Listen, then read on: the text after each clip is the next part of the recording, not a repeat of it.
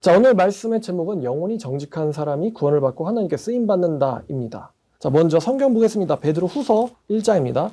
자, 베드로가 이렇게 말합니다. 너희가 예수를 알기에 게으르지 않고 열매 없는 자가 되지 않게 하려니와 이런 것이 없는 자는 맹인이라 멀리 보지 못하고 그의 옛죄가 깨끗하게 된 것을 잊었느니라. 여러분, 열매 없는 자는 맹인입니다. 게으르고 열매 없는 자는 뭐라고요? 맹인입니다. 이 사람이 옛죄가 깨끗하게 된 것을 잊었다라고 이야기하는데요. 여러분, 이 사람이 그럼 구원받은 사람일까? 우리가 생각해 볼 필요가 있는데, 마태복음 25장 26절을 보시죠. 마태복음 25장 26절을 보면, 자, 그 주인이 대답하여 이르되 악하고 게으른 종아라고 하시죠. 악하고 게으른 종아. 악하고 게으른 종이 어디 가야 될까요? 자, 30절 보면은 바깥 어두운 데로 내쫓으라. 거기서 슬피 울며 이를 갈리라라고 하셨어요. 바깥 어두운 데는 어떤 사람들은 여기 지옥이 아니야 라고 이야기하는데요. 지옥은 불타는 곳이기도 하고 어두운 곳이기도 합니다. 울며 이를 갈게 될 것이다. 이를 간다고는 말씀드렸죠. 왜 이를 가냐? 모르던 완전 내가 왜 지옥에 갔지? 완전 몰랐던 일이 일어났기 때문에 이를 갈지 않습니다. 알고 있었던 일을 아휴 하고 너무나도 늦은 뼈저린 후회를 하니까 이를 가는 거죠. 울며 이를 갈게 될 것이다. 지옥에서. 자, 그 다음에 마태복음 3장 10절 보겠습니다. 마태복음 3장 10절. 자, 마태복음 3장 10절을 보시면, 자, 좋은 열매 맺지 아니하는 나무마다 찍혀서 어디 던져진다고 합니까? 불에 던져진다고 하죠. 이거 불에 던져진다. 다른 건 이걸 지옥이 아니다라고 말하는 사람은 정신이 이상한 사람이겠죠. 그러니 게으르고 열매 없는 자가 어디 갑니까? 베드로가 말하는 게으르고 열매 없는 자가 어디 가요? 지옥에 간다. 반대로 부지런하고 열매 있는 자가 어디 갈까요? 천국에 간다. 또 행위권인가요? 이렇게 말하는 어리석은 자는 없겠죠. 왜냐하면 구원받았다면 믿음이 있을 것이고, 믿음이 있다면 그 믿음이 뭘로 나옵니까? 믿는다 하면서 아무것도 안 하는 사람이 믿음이 있는 사람이에요? 아니죠. 그죠? 믿음은 행함으로 드러납니다. 행함으로. 그러니까 회개했다면 회개 없다면 뭘 맺으라고 하는 거예요? 열매 맺어라. 좋은 나무가 좋은 열매 맺고 나쁜 나무가 나쁜 열매를 맺는다는 거죠. 예수님도 말씀하시잖아요. 난 참 포도나무 너희는 가지인데 너희가 내게 붙어있으면 많은 열매 맺을 거라고 말씀하시잖아요. 예수님도. 자, 제가 여러분들에게 성경 지식을 드리고 또 전도하는 훈련을 시켜드리는 이유는 여러분들이 열매 있는 자가 되게 하기 위함입니다. 열매 있는 자가 되게 하기 위함이에요. 열매 있는 자. 여러분들이 하나님 앞에 가서 당당했으면 합니다. 저는요. 열매 있는 자가 되셨으면 좋겠어요. 근데 여러분들도 좀 아시겠지만 열매를 맺는다는 게 쉬워요, 어려워요? 진짜 어렵습니다. 나가서 예수 믿으라고 말하는 것도 어렵죠. 근데 그 말을 하면 사람들이 대부분 그 말이 마음에 들어가질 않거든요. 마음에 들어가지 않는 이유가 두 가지가 있어요. 그 사람들이 받을 준비도 안 돼 있고 말하는 사람이 위선자이기 때문입니다. 아니, 위선자라고 하면 좀 워딩이 세죠. 말하는 사람이 진짜가 아니기 때문이에요. 그러니까 우리가 진짜가 되기 위해서 매일매일 나가서 고군분투하고 훈련하는 거예요. 진짜가 되기 위해서. 마치 권투 선수들이 한 방에 넉다운 펀치를 날리려고 몇 달 몇 년을 주먹질을 하면서 훈련을 하듯이, 한 방을 위해서 몇 년을 훈련을 하듯이 우리도 한 방을 위해서 몇 년을 훈련을 하는 거예요. 그래도 매우 힘듭니다. 열매를 맺는다는 게. 나가서 전도하는 것도 힘든데 그 말을 듣고는 움직이는 것도 힘들고, 그 말을 듣고 움직이는 사람이 교회에 오는 것도 힘들고요. 교회 온다고 해서 이 사람이 구원받은 거냐? 아니에요. 구원받은 교회 와가지고 또 말씀을 배워봐야 되고, 말씀을 배울 때 제가 그랬잖아요. 허공에 손 넣고 휘젓는 느낌이 드는 사람도 있다고. 제대로 안 들어가는 거죠. 영혼의 말씀이 안 들어가는 거예요. 말씀을 배운다고 해서 그 사람이 구원받는 것도 아니고, 심지어 그 사람이 말씀 배우는 거를 완료한 다음에 말씀을 가르치기 시작한다고 해서 그 사람이 구원받는 것도 아닙니다. 저도 그 사람이 구원받는다라고 여겨지려면 그 사람이 가르친 말씀에 누군가가 영향을 받고 하나님의 사람으로 변화가 돼야 돼요. 왜냐하면은 가짜는 진짜를 만들 수가 있다, 없다? 없다는 거예요. 열매를 보고 나무한다는 것처럼 제자를 보고 선생을 할 수 있습니다. 그 선생이 진짜 거듭난 사람이냐는 제자를 봐야 돼요. 왜냐하면 마귀 자식이요, 하나님의 자녀를 만드는 건 마귀의 전략이 완전히 반대됩니다. 마귀는 그런 어리석은 실수를 하지 않습니다. 거듭나지 못한 사람으로 거듭난 사람을 만들지 않습니다. 절대로 마귀는요. 그쵸? 그건 마귀의 전략에 위배된다는 것입니다. 아무리 말만 그럴듯하게 하는 마귀의 선지자가 있다고 해도요, 그 마귀의 선지자를 통해서 구원받을 수는 없어요. 그거는 마귀의 전략에 위배됩니다. 예수님도 말씀하셨지만 사탄이 사탄을 쫓아내면 어떻게 사탄의 나라가 서겠냐고 예수님이 말씀하셨어요. 그쵸? 그러니까 참 열매 맺는 게 어렵단 말이에요. 전도도 힘들지, 진짜 전도자가 되는 것도 힘들지, 성경 가르치는 것도 힘들고요. 가르치는 사람이 변화되는 걸 봐야 되는데 그렇게 되려면 여러분들이 정말 얼마나 많은 시간 동안 끊임없이 고된 훈련과 이 시련을 견뎌내야 될지. 자, 근데 그렇게 해서 여러분들이 열매를 맺기 시작하면은 하나님께서 여러분들에게 이제 열매를 그때부터 주렁주렁 맺게 해주십니다. 진짜가 된 거죠. 진짜가 된 거예요. 진짜가 됐기 때문에. 탑건이 되긴 힘들지만 한번 탑건이 되고 나면 그때부터는 수많은 전투와 고개의 훈련이 그 사람들한테 아무것도 아니게 되죠. 이미 전문가가 됐거든요. 여러분들이 열매를 맺기 시작하면 하나님께서도 여러분들의 가치를 알아보시고 하나님이 여러분들에게 열매를 계속 붙여주실 겁니다. 열매를 붙여주시는 분이 누구예요? 하나님입니다. 씨 뿌리는 자에게 양식을 주시는 분이 누구예요? 하나님입니다. 여러분들이 진짜가 되면 하나님이 여러분을 거기에 걸맞게 대우하십니다. 여러분을 통해서 역사하신다는 것이죠. 여러분들이 하나님께 쓰임받으면 저도 좋고 여러분도 좋고 여러분 때문에 변한 사람도 좋고 천국 가가지고 누이 좋고 외부 좋고 아니겠습니까? 여러분들이 천국 갔을 때 즐겁게 당당하게 가게 하기 위해서 여러분들에게 성경 지식과 전도하는 훈련을 제가 시켜드리는데 그럼 이제 반대로 말입니다. 제가 여러분들 천국 가기 원하는데 여러분들이 선생이 된다 안 된다 이제 그거를 결정하고 매칭하는 게 제가 하는 일이잖아요. 여러분들에게 선생을 시키는데 거기에 몇 가지 제약이 있습니다. 제약이. 여러분 제가 놀랍고 무서운 이야기를 드리지만 우리 교회를 나가신 분들 중에서도 선생 노릇하던 분들이 있습니다. 우리 교회 나가신 분들 중에서도 무슨 노릇하던 사람도 있다고요? 선생 노릇하던 분들이 있다는 것입니다. 아시죠? 여러분들을 가르쳤던 사람 중에 어떤 사람은 이 교회 더 이상 있지 않다. 근데 제가 누차 말씀드리지만 우리 교회를 나가는 사람들 중에서 제가 성경적으로 이단 같은 소리를 하기 때문에 잘못돼서 구원론이 틀려서 나가는 사람은 없어요. 우리 교회 나가는 사람들은 대부분, 아니 전부 다 자기의 욕망과 우리 교회 방향성이 맞지 않기 때문에 나가는 것입니다. 아니 왜 여기까지 건드리지? 이거예요. 왜 여기까지 건드려? 형제님, 정말 거듭나고 싶으면 그 여자 마음의 정욕을 버려야죠. 이거 선 넘네. 자매님, 정말 구원받고 싶으면 그 남자를 버려야죠. 선 넘네. 아버님, 어머님, 정말 구원받고 싶으면 자녀를 버려야죠. 선 넘네 이거예요. 돈도 줄 수 있고 헌금도 할 수 있고 뭐 같은 이야기인데 노동도 할 수 있고 똑같이 하지만요. 근데 그것만큼은 내가 줄 수 없어. 사람들이 봉사하고 헌금한다고 해서 진짜라고 볼 수 없습니다. 최태원 회장이 헌금 안 하겠어요? 여러분 부자가 헌금 안 합니까? 예수님 인정합니까? 있는 것 중에 있는 거 줬다 이거 아니에요 예수님 말씀이. 여러분 신천지에 빠진 많은 사람들이 교회 다닐 때 봉사 안 해요? 열심히 봉사하는 애들이 신천지에 잘 빠진다 이런 말도 있어요. 너희가 제자 하나 얻으려고 바다 두루 다니다가 얻으면 너희보다 2배나 약한 지옥 자식 만든다. 바리새인들이 봉사 안 합니까? 합니다. 뭐 우리 교회 나가는 사람들 중에 이런 평가하는 사람 저한테 사랑이 없다라는 말을 하는 사람들이 있어요. 제가 이 말을 처음 들어본 게 아닙니다. 자, 근데 제가 그래서 고민 많이 해봤어요. 사랑이 도대체 뭘까? 여러분 교회 명절날 떡을 주면 사랑이 있는 건가? 아니면 제가 성도 여러분들한테 일일이 전화 걸어주면 사랑이 있는 겁니까? 그게 담임 목회자의 케어 방식이에요? 대통령이 일일이 국민들한테 다 전화하면서 잘 지내시냐고 이렇게 말을 합니까? 그건 대통령의 일이 아닙니다. 담임 목사가 이제 적으면 교인들이 적으면 하겠죠. 근데 담임 목사가 해야 될 일은 그러니까 제가 생각하기에 사랑이 뭐냐? 사랑이라는 것은 불의를 기뻐해야 안 해요. 불의를 기뻐하지 않습니다. 사랑은 뭘 기뻐하죠? 진리를 기뻐합니다. 저 사람이 지옥 가는데 저 사람 거듭나지 못했어. 근데 거듭나지 못하는 이유가 있는데 바로 저 사람은 저걸 내려놓지 못하고 저걸 사랑하고 저걸 꽉 잡고 있기 때문이야. 저거에 집착하고 저걸 내려놓지 못하니까 저 사람은 거듭나지 못하는 거야. 오직 예수로 넘어가지 못하는 거야. 그럼 제가 그 부분에 대해서 그 사람한테 얘기해야 돼요? 안 해야 돼요? 해야죠. 세게 말하든 돌려서 말하든 해야 됩니다. 근데 돌려서 말해서 들을 사람이 세게 말해도 제 생각에 듣지 않을까요? 근데 세게 말해서 못 듣는 사람은 돌려서 말해도 못 듣습니다. 돌려서 말해서 못 들으면 세게 해도 말해봐야죠. 근데 세게 말해도 못 듣는다? 그러면은 그냥 못 듣는 거죠, 그 사람은. 의사가 죽을 사람을 놓고는 건강한 사람이네요. 당신은 문제가 없습니다라고 하하호호 웃으면 안 된다 그랬죠. 의사가 아픈 사람을 보고 해야 될 일은 농담 따먹기가 아니라 지금 당장 검사하자는 말을 해야 됩니다. 그렇잖아요? 농담 따먹기 하면 환자는요, 의사가 나를 보고 웃고 있네? 나는 건강한가 봐. 이렇게 착각을 합니다. 말씀드렸잖아요. 맨날 저랑 같이 웃고 있던 의사가 하나 있는데 갑자기 어떤 분의 상태를 보더니만 지금까지 뭐 했냐고. 왜 이걸 이제 얘기하냐고. 당장 병원 가야 된다. 검사해야 된다. 죽는다. 그렇게 사람 변한 건 제가 처음 봐가지고 화들짝 놀라가지고요. 병원 안 가겠다 하는 사람 데리고는 병원 갔어요. 훌륭한 의사는요, 웃고 있는 의사가 아닙니다. 심각할 때는 직면시켜주는 게 의사죠. 이러다간 죽는다. 이러다간 지옥 간다.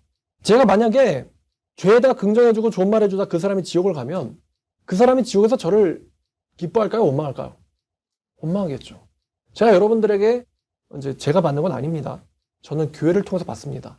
제가 우리 교회에 헌금을 하는 사람들을 보면은 저는 그분들의 영혼을 어떻게든 천국으로 보내야 된다라는 어떤 책임감을 느낍니다. 강박, 책임 이런 걸 같이 느껴요. 전 여러분들이 천국 갔으면 좋겠습니다. 근데 여러분들을 천국 가게 하기 위해서 수단 방법 가리지 않는 게 목사가 할 수 있는 사랑이라고 저는 생각하는 거예요. 그리고 제가 그런 거를 잘못된 부분들을 지적하지 않고 이거 사소한 거 지적하는 게 아니에요. 지옥 갈 부분에 대해서 지적하지 않고 가만히 내버려두면은 아마 저도 어디 갈까요? 저도 예수님이 저한테 야 네가 가르치는 애 걔 지옥에 있어. 그럼 제가 예수님한테 뭐라고 말씀드려야 됩니까? 예수님이 그 다음에 무슨 말씀을 저한테 할까요? 야 너를 믿고 잘 따르던 애 있잖아. 너를 믿고 잘 따르던 애 야 걔 지옥에 갔어. 선지자 예레미야한테도 개기던 사람들이 있죠. 근데 너를 믿고 잘 따르던 사람 걔 지옥에 갔어. 그럼 제가 그 다음에 무슨 말 할 수가 있어요? 제가 웃을 수가 있을까요? 맨날 너에게 싸움 걸고 시비 걸고 너의 말에 반대하던 걔 있잖아. 걔는 지옥에 갔다. 그러면은 왜냐면 선지자들한테 싸움 걸고 시비 걸던 사람들이 있었으니까. 근데 너를 믿고 잘 따르던 그 사람 지옥에 갔어. 그럼 제가 뭐라고 말을 해야 되냐고요, 예수님한테. 전 그런 상황 겪는 게 싫은 거예요. 그렇게 되고 싶지 않은 겁니다. 그래서 이 목사의 사랑이라는 것은 뭐 이제 섬김도 있지만 제일 중요한 거는 지옥 가는 문제에 대해서는 어떻게든 바꿔줘야 된다, 교정해야 된다라는 거예요. 심지어 그 사람 교회를 나갈지라도 우리 교회 다니게 하면서 지옥 가는 거는 그건 안 돼요. 다른 교인들도 그걸 보고는 그 사람을 따라할 것이고 저도 양심상 찔리고 말입니다. 제가 그래서 자꾸만 제가 이런 생각이 들어요. 제가 헬스장 관리자인가? 여러분 헬스장 관리자들은요 회원들이 몸이 좋아지든 안 좋아지든 상관없습니다. 그 사람들은 그냥 매년 등록만 해주면 좋아해요. 매일매일 나오면은 뭐 타월 세탁비랑 운동복 세탁비만 늘어나지, 유지관리비만 늘어나지. 제일 좋은 건 등록해주고 안 나오는 사람 아니겠어요? 근데 제가 여러분들이 헌금만 내고 안 나오고 지옥 가면은 제가 그걸 좋아해야 되겠습니까? 내가 헬스장 관리자인가? 교회 운영이 헬스장 운영인가? 등록만 주면 돼? 안 나오더라도? 한 달에 한 번 나오고 헌금은 원격으로 하고. 근데 저는 헬스장 관리자가 되고 싶지 않단 말이에요. 그리고 그렇게 만드는 것은 아마도 성도 여러분들에게 있을 겁니다. 여러분들이 말씀을 잘 듣고 변화되려고 애쓰면은 저는 여러분들과 한 마음 한 몸이 되겠죠. 근데 여러분들이 제 말을 안 들으면 저는 어떻게 하겠어요? 야, 너 지옥 가라니까 나가라. 이렇게 얘기할 수는 없단 말이에요, 제가. 제가 들어오는 사람은 깐깐히 보면서 나가는 사람은 잡지 않는 이유가 이렇습니다. 정말 다 같이 천국 갔으면 좋겠어요. 여기 있는 사람들이랑. 그렇기 때문이죠. 자, 근데 이 사람의 기관 중에 정말 섬세하고 순수한 기관이 있습니다. 뭔지 아세요? 그게 뭐냐면 바로 영혼이라고 저는 생각합니다. 영혼. 사람의 영혼이 가장 순수합니다. 내면에서 가장 순수한 곳이 바로 사람의 영혼이에요. 영혼. 심지어 거짓되고 악한 사기꾼 살인자도요. 자기 자신의 영혼에는 거짓말을 할 수 없습니다. 여러분 사기꾼이 남의 거짓말을 하잖아요. 그리고 자기가 듣는 말을 왜곡해서 비틀어서 들을 거란 말입니다. 이렇게 살지 마. 그러면은 건성으로 네 이러겠죠. 진짜 그 말을 듣고는 그렇게 안 살면은 사기꾼이 아니잖아요. 근데 아무리 사기꾼이라고 해도요. 자기 영혼에게는 거짓말할 수 없습니다. 사기꾼이요. 하나님 내가 정말 죄인이에요. 하고 진심 어린 회개를 해버리면 그 사람 사기꾼이 아니죠. 회개하는 척은 할 거란 말입니다. 그리고 그 회개하는 말을 남에게 하죠. 목사를 속일 수 있어요. 남들에게 하죠. 성도들을 속일 수 있습니다. 하나님은 속아요, 안 속아요? 하나님은 안 속습니다. 자, 하나님도 안 속고 자기 영혼에 이제 제일 먼저 그 말을 자기 영혼이 듣잖아요. 자기 영혼은 속을까 안 속을까요? 자기 영혼 안 속습니다. 사기꾼이 자기 영혼에다 대고 너는 죄인이고 회개했어 라고 얘기해도요. 자기 영혼은 안 속아요. 자기 영혼은 거듭나냐? 거듭나지 않습니다. 자기 마음은 속일 수 있어요. 넌 거듭난 사람이야. 넌 구원받았어. 넌 크리스찬이야. 넌 교회에서 일꾼 해야 돼. 넌 집사해야 돼. 넌 이렇게 살 사람이 아니야. 넌 목사해야 돼. 자기 자신의 마음은 속일 수 있고 생각은 속일 수 있거든요. 자기 영혼은 못 속입니다. 아무도 거짓으로 자기 자신을 거듭낼 수는 없어요. 그래서 제가 영혼이 가장 순수한 곳이다 라고 말씀드리고 있는 것입니다. 왜 예수님께서 여러분 예수님은 전지전능 아닙니까? 영화 슈퍼맨의 모티브가 되는 사람이잖아요. 예수님이 뭐 제자들에게 말씀하셨던 것처럼 야 내가 천사 불러가지고 싹 못 죽일 줄 아냐? 내가 천사 불러서 혹은 내 전능의 힘으로 못할 줄 아냐? 근데 예수님 그렇게 하셨어요? 안 하셨어요? 안 하셨어요. 왜 안 하셨을까? 예수 안 믿는, 이제부터 나를 안 믿는 자는 팔다리를 다 끊어버리겠다 해서 보여줘가지고, 마치 아시리아가 그렇게 했던 것처럼요, 그렇게 해서 지배하면 그 사람들이 마음과 영혼으로부터 예수님을 사랑하고 복종할까요? 안 할까요? 하나님이 우리에게 하고 싶은 게 공포와 협박에 의한 굴복과 강요인가요? 아니잖아요. 하나님이 우리에게 원하시는 것은 자발적인 순종을 원하신단 말이에요. 불의와 억압과 혹은 유혹이나 핍박도 이겨내고, 나 예수님 좋아요, 하나님 좋아요 라고 순수하게 자발적으로 순종하기를 원하는 하나님은 그걸 원하신단 말이에요, 우리 인간들에게. 그래서 예수님도 하나님도 아시리아처럼 우리를 지배하시지 않는 것입니다. 예수님 하나님이 아시리아처럼 지배하시려고 들 때는, 그때는 심판하러 불복종한 자들을 굴복시키려고 하실 때지 자기 자녀들에게는 그렇게 하시지 않습니다. 우리 아버지는요. 자, 그래서 예수님께서 슈퍼맨처럼 자기 힘을 전시해서 보여서 사람들을 굴복시킬 수 있는 분임에도 불구하고 그렇게 안 하신 이유는 그렇게 함으로써 사람들의 영혼을 구할 수는 없기 때문입니다. 그렇죠? 그렇습니다.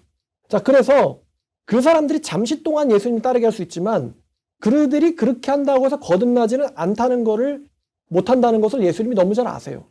힘으로, 두려움으로는 압제될 수 있지만 힘이 없어진다고 하면, 힘이 안 보인다고 하면 언제든지 배신하고 돌이킬 수 있는 게 사람이거든요. 제가 이 영혼에 대해서 되게 특이한 게 있다고 생각하는데, 이 영혼은 거짓말을 들으면 거짓으로 반응을 합니다. 진심으로 반응하지 않고. 여러분, 저번 주 목요일이었나요? 계엄 선포 했었잖아요. 근데 제가 그 계엄 선포하는 그거를, 윤석열 대통령의 그 계엄 선포를 들으면서 좀 걱정을 많이 했어요. 뭐냐면은 이분의 그 선포라고 했잖아요. 선포, 계엄 선포한다. 근데 그 선포에, 전 이제 설교자이기 때문에 목소리를 듣고 분석을 한단 말입니다. 선포에 진정성이 느껴지질 않았어요. 이게 계엄이 실패하면 자기가 탄핵될 수도 있는 일란 말입니다. 근데 여러분, 어떤 전쟁에서 총사령관이 말을 타고 칼을 뽑고는 전쟁 돌격을 하자고 얘기할 때 원고를 보면서 끄덕끄덕거리면서 읽는 사람이 어디 있습니까? 전쟁을 선언하는 사람이 그렇게 선언하는 사람이 어디 있어요? 제가 원고를 보는 건 말을 기억을 못해서가 아니라 이탈하기 싫어서예요. 여러분들에게 드려야 될 말씀 위의 것으로 이탈하기 싫어서입니다. 근데 누가 전쟁 선언을 그렇게 원고 읽으면서 합니까? 거기서 목소리가 정말 폭탄 터지듯이 못 나와요. 원고 읽으면서 폭탄 못 터뜨립니다. 왜냐하면 내용도 자기 게 아니거든요.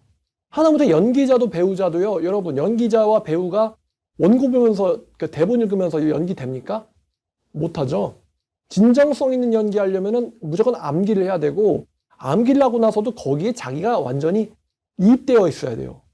그 역과. 그래야지, 연기 잘한다, 이렇게 되는 거죠. 근데 윤석열 대통령의 계엄 선포를 보면서 걱정된다. 이분 진짜 진심일까? 정말 오랫동안 한이 맺혀서 뼈저리게 가슴 아픈 심정으로 정말 국가를 위해서, 국가와 국민을 위해서 자기 목숨을 걸고 실패하면 목을 내놓을 각오로 하시는 걸까? 아니면 홧김일까? 제가 보기에 약간 홧김에 가까워 보였단 말이에요. 좀 우려가 됐단 말이죠. 저는 뭘 듣고 알았냐면 목소리만 듣고 알았어요. 목소리가 작으세요. 큰일 났네. 근데요, 제가 또 반대해서 뭘 들었냐면은, 이재명 씨가 검찰 수사받다가 나왔을 때 기자 앞에서 막 뭔가를 얘기하셨어요. 근데 전 이재명 씨가 얘기하는 걸 일단 내용은 둘째치고 목소리와 발언을 듣고는, 이 사람 진심이 아니구나 라는 걸 느꼈습니다. 국민을 위해, 민주주의를 위해서 이런 표현을 쓰실 때 정말 국민을 위하는가, 거기서 진정성이 느껴지지 않았단 말이에요. 그 진정성은요, 금속 노조가 외치든 여의도에 있는 사람들이 외치든요, 그 진정성은 느껴지지 않습니다. 분위기에 휩쓸려서 소리 지를 수는 있어요. 근데 분위기에 휩쓸려서 소리 지른다고 해서 그 사람이 거기에 목숨 걸고 인생을 건 사람은 아니라는 것입니다. 거짓이에요, 거짓. 아마 그건 광화문도 마찬가지일 거예요. 정말로 자유민주주의를 위해서 목숨을 거느냐? 그건 아닐 거란 말입니다. 국회의원들도 마찬가지고요. 그러니까 영혼이 울리질 않아요, 영혼이. 가짜에는 영혼이 울리질 못합니다. 가짜에는. 소리를 지른다고 해서 그게 다 영혼을 울리는 건 아니란 말입니다. 사람은요, 자기 영혼에다 대고 거짓말을 할 수 있어요. 왜냐면 남도 속이거든요. 여러분, 남 속이고 싶으면요, 내가 정말 피해자다, 자기 자신을 못 속이고서는 남 못 속입니다. 티가 나거든요. 티가 납니다. 국회의원들이 민생 어쩌고 하면서 자기들 월급만 올렸잖아요. 그 자식들이라고 표현해야 될까? 지금 폐업이 어쩌고 저쩌고 그러면서 자기 월급은 올리고 있잖아요. 월급은 누가 주는데? 좀 자기 월급을 깎으면서 안 받겠다라든가, 트럼프 대통령처럼 나 안 받겠다. 뭐 그렇다고 그분이 진짜라는 건 아니에요. 근데 그런 거 신용이라도 하면서 민생을 얘기하면은 우리 나라의 어르신들도 지금 정말로 자기 허리띠부터 졸라매시는구나 그러는데, 자기들 월급은 세금으로 먹잖아요. 그걸 올려놓으면서 민생 어쩌고 그러면은 영혼이 와닿습니까, 여러분들? 안 와닿죠. 마찬가지입니다. 자기 자신을 속이고 나서 남을 속여야 돼요. 근데 심지어 자기 자신조차도 속을 정도로 연기를 잘해도요, 뭐는 안 속는다고 했어요? 자기의 영혼은 안 속는다는 것입니다. 자기 자신을 속이면서 야, 난 정말로 괜찮네 라고 집에 가서 씩 하고 웃을지라도 말입니다. 근데 자기 영혼은 안 속아요. 국민들이 속는 것처럼 보여서 모여가지고 탄핵이니 뭐니 막 난리를 치고 외쳐도요, 자기 영혼은 안 속는다고요. 거짓의 영혼은 속지 않습니다. 절대로. 그러면 속을 수 있다면 거짓말로 구원시킬 수도 있기 때문이에요. 사람의 영혼은 거짓에는 속지 않습니다. 자기 자신에 의해서도 속지 않고 타인에 의해서도 속지 않습니다. 영혼은 오직 진실과 진심과 진리에만 반응합니다. 진실과 진심과 진리에만 영혼은 반응을 합니다. 그래서 하나님의 말씀이 정말로 7번 연단된 순수한 은 같다고 말씀을 하시는 거고, 그 말씀에만 하나님의 그 말씀에만 인간의 영혼이 반응을 하는 거예요. 참 어렵지만 하나님의 마음으로 말씀을 전하는 사람의 하나님의 말씀에만 반응을 한다라는 특수한 조건을 갖고 있어요. 영혼이 바뀌려면. 여러분, 러시아인들이 푸틴에 대해서 절대적인 지지를 보내는 거 아시죠? 근데 제가 러시아를 만났을 때 딱 이거 물어봤어요. 너 혹시 푸틴에 대해서 어떻게 생각해? 그랬더니 러시아인이 뭐라는지 알아요? No comment. 푸틴이 진짜 좋은 사람이다. 그럼 푸틴에 대해서 얘기하라 그러면 노 코멘트 하겠어요? 말했다가는 뭐가 위험해? 내 목숨이 위험하니까. 제가 저기 어디야? 홍대에 가가지고요, 중국인 만날 때 중국인한테 이렇게 물어봤어요. 너네들의 자유와 자유민주주의의 자유가 같다고 생각하냐? 차이나의 자유랑 코리아의 자유가 같다고 생각하냐? 근데 아니래요. 걔네들도 알아요. 지네들에게는 진정한 의미의 자유가 있지는 않다는 거. 태국도 무슨 자유민주주의 어쩌고 그러는데 태국에서 황실모독죄라는 게 있대요. 그러니까 자유는 있는데 그중에 황실모독은 하면 안 돼. 진정한 자유가요? 아닙니다. 신천지들한테 가서 너 이만희 사망하면 어떻게 할 거냐? 물어보시면 걔네들은 흔들리든가 아니면은 현실 도피하든가 화내든가 합니다. 누가 우리한테 하나님 사망하면 어떡할 거냐? 그럼 우리가 뭐 흔들리거나 현실 도피하나요? 하나님 왜 죽어? 네가 먼저 죽지. 자기가 알고 있다는 거예요, 제 말은. 아무리 본인이 나가서 신천지에 몸담고는 시위를 하든 추수꾼을 하든 뭐 선동을 하든 뭐 아니면 선동을 당하든 뭘 해도요, 자기의 영혼은 알고 있다는 것입니다. 그건 푸틴도 알고 김정은도 압니다. 일본의 히로히토 천황도 알 겁니다. 내가 진짜 하나님이라고? 허리가 아파 죽겠는데. 김정은이 건강 이상설 돌잖아요. 우리 할아버지가 솔방울로 미군을 죽였다고? 우리 할아버지가 낙엽을 타고는 대동강을 건넜단 말이야? 믿을까요, 그거? 서양에서 그 서양 문물 즐기면서 놀던 녀석이? 당연히 안 믿죠. 그러면서 뭐 수령을 위해서 인민 존재하고 어쩌고저쩌고. 딱 거짓말 아니에요, 거짓말. 영혼은 알고 있다. 자기 영혼에다 대고 거짓말만 계속 하다가 걔네들 어디 갈까요? 지옥 간다는 것이죠. 심지어 지옥 심판 앞에서 예수님한테 딴지 걸고 항변할 정도로 자기 자신을 속여놨다고 해도요, 자기 영혼은 알고 있어요. 거짓이라는 걸. 제가 여러분들을 선생으로 만들 때, 제자를 붙일 때 제가 여러분들과 동일 성별, 그다음에 비슷한 연령으로 묶거든요. 근데 사람들이 겪는 문제가 대부분 똑같아요. 예를 들어서 남자면은 문제 뻔합니다. 여자 문제, 돈 문제, 음욕 문제. 여자면은 남자 문제, 인생 문제, 안정 문제. 엄마면은 자식 문제, 남편 문제. 아빠면은 또 돈 문제. 사람들이 겪는 문제가 대부분 똑같습니다. 근데 여러분들이 선생이 돼가지고 그 사람들한테 가르치면요, 성경 지식은 줄 수 있겠지만 이 질문에 직면한단 말이죠. 제자가 겪고 있는 그 문제에 대해서 당신은 오직 예수로 그것을 극복했느냐를 물어봅니다. 우리 모두는 인간이기 때문에 세상에서 살면서 많은 유혹과 문제와 약점에 노출되어 있습니다. 배고프고 아프고 굶주리죠. 갈증에 탑니다. 그런 부분들을 당신은 오직 예수로 극복을 했느냐를 제자는 알고 싶어 합니다. 선생에게. 마태복음 22장 37절 뭐라고 되어 있냐면, 마음을 다하고 목숨을 다하여 주 너의 하나님을 사랑하라. 마음과 목숨과 뜻을 다하여 주 너의 하나님을 사랑하라. 이게 첫 번째 계명이라고 그랬어요. 그럼 마음을 다해라, 목숨을 다해라, 뜻을 다해라. 뭐예요? 예수님 위해서 모든 걸 버리라는 말과 똑같습니다. 예수님 위해서 모든 걸 버려라. 지금 내 안에 있는 탐욕과 신앙심이 지금 충돌을 하거든요. 탐욕과 신앙심이 충돌을 할 때 도대체 뭘 버려야 될지는 알아요? 모르겠어요? 자기가 갖고 있는 우상인데 모르겠습니까? 압니다. 근데 그거를 주 너의 하나님을 마음과 목숨과 뜻을 다해 사랑하라라는 말씀과 그게 우상이 충돌하거든요. 예수님 누가복음 14장 26절에서 너희가 제자가 되려거든. 수많은 사람들이 예수를 따를새 예수께서 돌이키며 이르시되. 수많은 사람들이 예수를 따른다. 자기 자신을 속이고 있는 거예요. 근데 예수님은 안 속습니다. 그래서 그들에게 말씀하시는 거예요. 나를 따라 근데 내 제자가 되려거든. 내 제자라는 거예요? 아직은 아니라는 거예요. 아직은 아니라는 거죠. 부모와 형제와 처자와 심지어 자기의 목숨도 미워하지 아니하면 결코 내 제자가 되지 못하고. 33절 이와 같이 너의 모든 소유를 버리지 아니하는 자는 내 제자가 되지 못하리라. 라고 하시면서 그 건축하는 비유와 전쟁하는 자의 비유를 주셨단 말이에요. 결국에는 신앙 출발만 하고 모양만 갖추고는 완주는 못한다.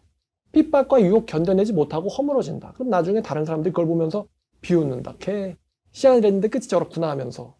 모든 걸 버린 사람만이 끝까지 완주할 수 있고 완성할 수 있다는 거예요. 예수님 말씀은요. 자, 그럼 우리에게 질문이 바로 들어옵니다. 예수님에게 올인하면 먹고 사는 건요. 예수님에게 올인하면 내 결혼은요. 예수님에게 올인하면 내 집은요. 예수님에게 올인하면 내 건강은요. 예수님에 올인하면 내 생명과 내 인생은요. 이 질문에 바로 맞닥뜨립니다. 왜 우리가 우상을 못 버리는데요? 한마디로 죽을까 봐요. 죽을까 봐. 예수님께는 올인했다가 죽을까 봐. 남들이 혀차고 쯧쯧쯧 하는 그런 망한 인생 살까 봐 걱정하는 거예요. 그러니까 예수님도 믿는다면서 적당히 성공을 해야지 라고 다들 생각하는 거예요. 다들. 제가 왜 잘하냐? 저도 똑같은 사람이었기 때문이죠. 출애굽기 17장 1절부터 7절까지 보면 이런 말이 있는데 백성들이요. 출애굽을 했는데 뭐가 없냐면 마실 물이 없는 겁니다. 그래가지고 모세에게 원망을 해요. 우리를 목말라 죽게 하려고 일로 데리고 왔냐고. 그때 하나님께서 모세한테 지팡이로 뭘 치라 그랬어요? 반석 치라 그랬습니다. 그러면서 그곳의 이름을 마사 무리바라고 했는데 마사 무리바. 이 마사 무리바라고 하면서 성경에 뭐라고 나오냐면은 하나님이 우리 중에서 계신가 안 계신가를 시험해봤다라고 얘기합니다. 하나님이 우리 중에서 계신가 안 계신가. 하나님이 나에게 계신가 안 계신가. 살아 계신가 안 계신가는요. 이거는 인종, 시대, 역사를 불문하고 모든 인간들이 갖는 질문입니다. 그 하나님 살아 계신가 안 계신가. 살아 계신가 안 계신가. 근데 만약에 여기서 모세도 그거를 믿지 않고 있다고 한다면 인도할 수 있을까요? 나도 사실은 못 믿어. 나도 사실은 경험해 본 적이 없어. 나도 사실은 살아계신 하나님인지 모르겠어. 그러면 백성들한테 일단 가보자. 이런 어줍지 않은 믿음 가지고 그들을 끌고 갈 수 있을까요? 그렇지 못하죠. 모세가 못 믿으면 거기서 여호수아라는 사람이 나올 수 있습니까? 모세가 못 믿으면 거기서 갈렙이라는 사람 나올 수 있습니까? 안 나옵니다. 여호수아와 갈렙이 나온 거는 모세가 믿었기 때문이에요. 하나님을. 하나님 믿었기 때문에. 전쟁에서 이기려면 사령관이 먼저 믿어야 돼요. 자기도 믿질 않는데 뭘 이기겠습니까? 자기도 확신이 없는데. 자기도 확신이 없는데. 어느 시대 인종, 백성을 막론하고 다들 물어보는 건 하나님이 내 가운데 계신가 안 계신가? 앞으로의 내 인생길에 역사하실까요? 역사하실 것 같으면 제가 믿을 수 있겠는데 그게 아니라면 지금은 좀 그러면서 선생님은 그런 하나님을 경험해 보셨나요? 그러면은 여기서 이제 우리는 두 가지 중에 하나를 얘기하겠죠. 경험해봤다라고 얘기하든가 경험 못해봤다라고 얘기하든가 그리고 추가적인 대답으로 경험을 못해봤지만 경험했다라고 거짓말할 수 있겠죠. 그러면은 경험을 못해봤으면서 했다라고 거짓말하면은 그 말을 듣는 사람의 영혼은 나도 못 버리는데 남들을 버리게 할 수 있어요? 제가 어떤 신천지인 갔다가 야 이만희 안 죽는다는 거에 각서를 쓰자 그러면서 공증하려고 했더니만 다른 신천지 와가지고 못 가게 잡는 거예요. 선생님 와서 잡았어요 제자를. 지도 안 믿는데 믿겠어요 제자가? 못 믿죠. 변화가 안 됐는데 변화가 된 척을 하면 티가 난단 말입니다. 이게 우리가 한순간의 모습을 보는 게 아니라 제자와 선생이라는 건 적어도 몇 달 이상을 같이 얘기하면서 지내야 되거든요. 나도 정욕에 휘둘리면서 남더러 이길 수 있다고 얘기하면 어떻게 하겠어요. 나도 경제적으로 물질적으로 책임져 주시는 하나님을 못 믿으면서 어떻게 남들한테 하나님 믿고 헌금도 하고 하나님 위해서 살아봐라. 직업 고를 때 하나님 위해서 살아봐라. 나도 안 믿는데 어떻게 그렇게 말할 수 있겠냐고요. 여러분 제가 교회 재정 이야기하면서 저 교회 망하면은 여러분들 탓입니다라고 말하지 않습니다. 저는 말씀대로 하고 싶고요. 우리 교회가 살고 죽느냐는 하나님의 주관 안에 있고 저는 교회가 망한다 할지라도 저는 하나님 원망하지 않을 겁니다. 때가 됐다라고만 생각하겠죠. 먹이고 살리는 거는 하나님의 선택이란 말이죠. 제가 지금 여기 서 있는데 아파 보니까 야 이거 사람이 서서 말하는 것도 내 마음대로 되는 게 아니구나. 여러분 아시잖아요? 허리 아프면 양말도 못 신습니다. 양말도 못 신어요. 맨날 신고 벗는 양말인데 그것도 못 신어요. 쩔쩔맵니다. 서 있는 것도 못하고. 하나님이 허락하시면 설교도 하고 허락하지 아니하시면 쓰러지는 거고. 근데 나도 그거를 못 믿으면서 하나님을 살아봐. 하나님을 살아봐. 그럼 너는요? 나는 아직 그 정도 믿으면 안 돼서. 그럼 걔가 거듭나겠냐고요. 그렇죠? 그래서 여러분들이 선생으로 쓰임 받게 하고 저는 그렇게 받게 하고 싶은데 그러려면 여러분들은 여러분 내면의 영혼에다 거짓말을 하시면 안 됩니다. 저는요. 완벽하자는 게 아니에요. 완벽한 사람만 선생이 될 수 있다는 게 아니에요. 적어도 자기 영혼에다 대고는 거짓말을 하지 말아야 된다는 것입니다. 그 죄 문제에 나도 싸우고 있다. 나는 그 죄를 싫어한다. 내가 매번 이기진 못하지만 나도 그걸 싫어한다. 같이 싸웠으면 좋겠다. 그러나 난 이 끝에 승리에 삼성이 있을 거라고 난 그날 웃을 거라고 믿는다. 그날은 난 웃게 될 거라고 믿어. 하나님 위해서 살면 마지막에 뭐가 남을까요? 난 그날에 웃으면서 눈을 감게 될 거라고 믿는다. 그 시몬이 그랬던 것처럼 죽음, rest in peace. 이제 이 종을 놓아주시는군요. 이제 이 종을 놓아주시는군요. 난 그렇게 웃으면서 울지 마. 나 천국 가는데 왜 울어? 라고 웃으면서 죽게 될 거라고 난 그런 날이 내게 올 거라고 믿는다. 저 완벽한 사람 요구하는 게 아니에요. 적어도 자기 영혼에는 거짓말하지 말고 똑같이 약점을 가진 사람으로서 그 죄와 싸워 가자는 것입니다. 약점이 없는 자는 누구밖에 없어요? 예수님밖에 없습니다. 예수님밖에. 우린 다 육체적인 연약에 있기 때문에 히브리서 저자가 말하듯이 제사장들이 먼저 누구의 죄를 위해서 제사를 드립니까? 자기 죄를 위해서 먼저 제사를 드린다고 하잖아요. 적어도 난 이게 옳지 않다고 생각해라고 하면서 몸부림치는 사람이자고요. 그래야지 제자들이 보기에도 설득이 되잖아요. 근데 난 이미 해결됐어라든가 아니면 그건 해결할 수 있는 문제가 아니야 라는 식으로 외면을 해버리면 제자가 어떻게 되겠어요? 아빠 왜 그래? 딱 이 질문 받으면 아빠들이 뜨끔하잖아요. 여러분 애들한테 듣는 질문 엄마는 왜 그랬어? 아빠는 왜 그랬어? 그때 뭐라고 말해야 될까요? 아빠가 한 게 그게 아니야. 그러면은 애들이 몰라요, 알아요? 알죠. 사실은 아빠도 그렇게 못해 라고 하면 애들이 나중 가서 뭐라고 애들이 지네 친구들한테 가서 야 우리 아빠도 그러더라? 이렇게 얘기할걸요? 우리 아빠도 지는데 우리 엄마도 지는데 그러니까 적어도 애들이 철들기 전에는 그래도 존경할 만한 아빠 엄마가 되어 있어야 된다 라고 말씀을 드리고 있는 거고요. 아직은 기억을 잘 못할 때는 모르겠어요. 근데 애들이 기억을 하기 시작할 때는 그래도 우리 엄마 아빠는 훌륭한 사람이지 완전 무결하면 좋겠는데 근데 또 그게 또 쉽지 않으니까 나중에 자식들이 크고 나서 봤을 때 아이고 우리 아빠 엄마가 완전 무결은 아닌데 그래도 노력하셨고 싸워오셨고 훌륭한 분이야. 애들이 그 정도는 이해하지 않을까요? 우리 아빠는 완벽했어야지. 이렇게 얘기하면 걔는 좀 나쁜 애인 것 같고요. 그래도 우리 아빠 엄마는 훌륭한 분이었어. 라고 얘기할 수 있는 인생 살면 멋있는 아빠 엄마라고 저는 생각합니다. 여러분들이 선생이 되어서 제자들을 가르쳐야만 하는데 그래야 열매 있는 자가 되고 천국 간다고 말씀드렸어요. 근데 선생이 되기 위해서 가져야 될 첫 번째 자질 중에 하나가 바로 영혼에다 대고는 거짓말하지 말자는 것입니다. 완벽한 사람이 아니라 완벽해져야 된다는 노력과 발버둥을 치자는 거예요. 히브리서 저자가 말하듯 죄와 싸우되 피 흘리게 싸우지 않았다 너희들은. 그럼 무슨 선생이 되겠어요? 피 흘리게 싸워라. 언젠간 승리하리라. 라는 신념 가지고 열심히 자기 죄와 싸워오는 인생을 살아야 적어도 제자가 보면서 저 선생님도 애쓰고 있구나. 같은 인간으로서. 나는 맨날 제자니까 100번 죄를 져도 되는 당신을 한 번이라도 죄를 졌어요. 제 생각에 그런 놈은 안 가르쳐도 될 것 같아요. 넌 예수님한테 배워라. 예수님 오시라고 한다면 내 예수님한테 배워. 세상에 안 그런 사람은 없으니까. 사도 바울도 자기의 죄악됨을 고백하고 베드로도 죄악됨을 고백하고 요한도 마찬가지고 그러면서 하나님 보시기에 이쁜 사람 되려고 서로 다 같이 고군분투하는 그런 선생과 제자가 나중에 이제 오랜 시간이 돼가지고 이제 선생과 제자가 이제 동역자가 되는 날이 오겠죠. 그래서 하나님에서 열심히 살았노라라고 하면서 같이 늙어서 죽는다면 그것도 멋있는 죽음 아닐까요? 예수님 위해서. 자, 마지막 성경을 볼게요. 자, 시편 15편입니다. 시편 15편 1절부터 5절까지. 여호와여 주의 장막에 머무를 자 누구오며 주의 성산에 사는 자 누구오리까? 누가 주님의 성산 앞에 섭니까? 첫 번째 나오는 게 바로 정직하게 행하며 공의를 실천하며 그의 마음에 진실을 말한대요. 정직하게만 행하며 공의를 실천하며 그의 마음에 진실을 말하며 그의 혀로 남을 허물하지 아니하고 그의 이웃에게 앙을 행하지 않으며 그의 이웃을 비방하지 아니하며 그의 눈은 망령된 자를 멸시하며 열 주량자들을 존대하며 그의 마음에 선한 것은 해롤지라도 바꾸지 아니하는 자, 이자를 받으려고 돈을 꿔주지 아니하며 뇌물을 받고 무지한 자를 해하지 아니하는 자이니 이런 일을 행하는 자가 영원히 흔들리지 아니하리로다. 이런 일을 행하는 자의 첫 번째가 자기 영혼에다 대고 또 이웃에다 대고 정직하게 행한다라는 것입니다. 바울이 로마서 2장에서 이런 말을 했어요.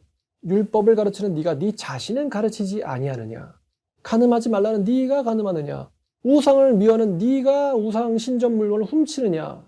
율법을 존중할 네가 율법을 범함으로써 하나님의 이름을 모독되게 하느냐라고 바울이 말하지 않습니까? 다 티가 난다는 거예요. 우리 영혼에다 대고 거짓말하면 말입니다.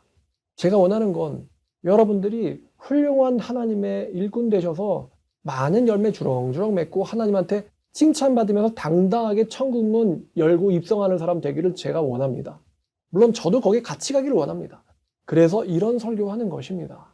다윗이 그랬던 것처럼 주님, 내 마음을 시험해 보시고 혹시 내 마음에 악한 게 무엇이 있는가? 나도 모르는 악함이 있다면 드러내 주시고 나를 바로 세워 주소서라는 기도를 여러분들이 드릴 수 있게 되기를 원합니다.